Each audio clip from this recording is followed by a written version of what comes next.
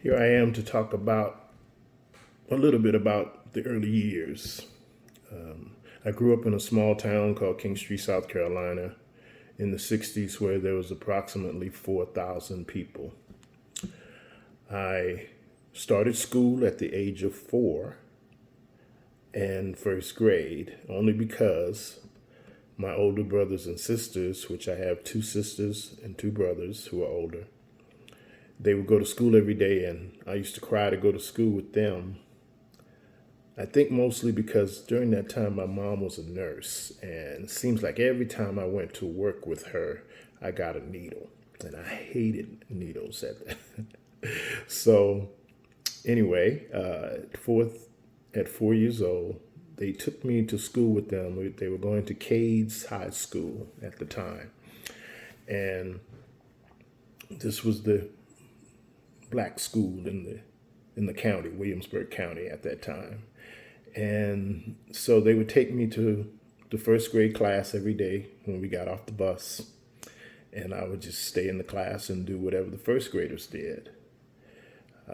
By the end of the school year, my parents ended up having a meeting with the first grade teacher, who told them I was learning the material just as good as all of the other first graders. So, with there not being so many paperwork stipulations at that time, they decided to go ahead and pass me because my grades were great. So here I am, 4 years old and in first grade, and making just as good a grades as all the other first graders. So they moved me on to second grade. So that's how my very early years started. So I did everything pretty much at a much earlier age than most kids. By the time I got to the fourth grade and at Cades, this was during a lot of the civil rights movement. They integrated the schools. And at that time, my entire family, we all went to the white schools up in Kingstree. It was just Kingstree High School, Kingstree Elementary, and all that at the time. So here I was in fourth grade, now approximately 8 years old, going to the white schools. So that's when I first got introduced mostly to music. My mom and dad sacrificed and got me a trumpet, and I got into the band in elementary school. So I learned how to play the trumpet. And so learning those basics at such an early age was kind of my introduction to music. And then as I progressed through the years, of course, staying in the band, the concert band, the marching band, I always excelled in as a trumpet player. So it was usually played first trumpet, and usually first chair trumpet most of the time. As I got in high school, as a matter of fact, we started my junior year without a band instructor. So, taking on the initiative, I told the principal that I could pull the music and direct the band until we got a director, which I did. Actually, we played a couple of football games in the marching band with me as band director. I created the halftime show and all that, and we were able to pull it off a couple of times. So I had a lot of music in me then, and I had a lot of initiative in me then to do what I always loved to do. I also, in my last couple of years in high school, it's when I actually got in the choir. I had never been in the choir all those years, other than in church, of course. Every little boy and every child in our area went to church on Sunday morning, and you usually sung in the youth or the children's choir. So I did all of that not thinking about where I would be today. So as I went through those years in Kingstree with the band and the choir, not knowing but feeling that music was in me. It was actually in 10th grade when I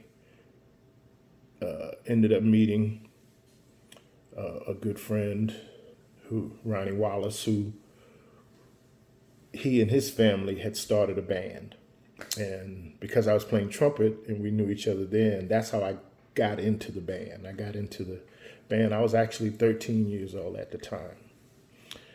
And from that point is when I actually learned that I could sing pretty good.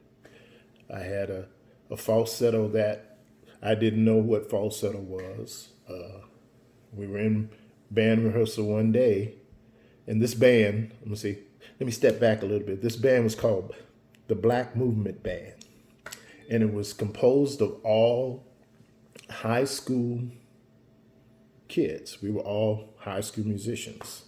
And our leader, Mr. Bobby Roberts, he and his wife were the leaders of the band. And so we would rehearse every day after school, and we were doing a lot of soul music back at the time. Like I said, music was about soul music during that time, and so as we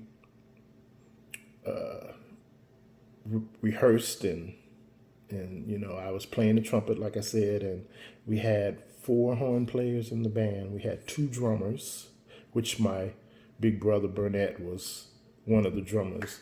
That was part of the reason I was able to do this at such an early age, because my brother was in the band as well. But we were in rehearsal one day, and so myself, Ronnie played bass and keyboards at the same time. The boy is completely gifted. God gave him a multitude of talents. And our guitar player, Thady, as we called him, his name is Theodore, the 2 of them were singing a song, and they were missing a part, so they asked me to sing it. And it was a high falsetto part, and I told him, no, I can't do that. But Ronnie said, yeah, you can do it. And so I stepped up to the mic, and as we learned the song was called Baby, I Love You. And it was a very high part. Baby, I love you. Yes, I do. And I didn't think I could do it, but it came out. From that day, we would go out and play gigs in front of the community and different things. And then people would always come to see these 3 young kids singing.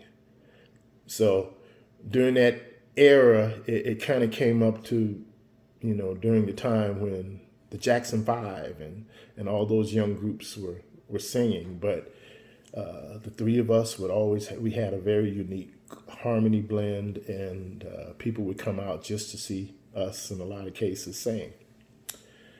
So this was how things started for me when I first started getting into soul music and singing soul music.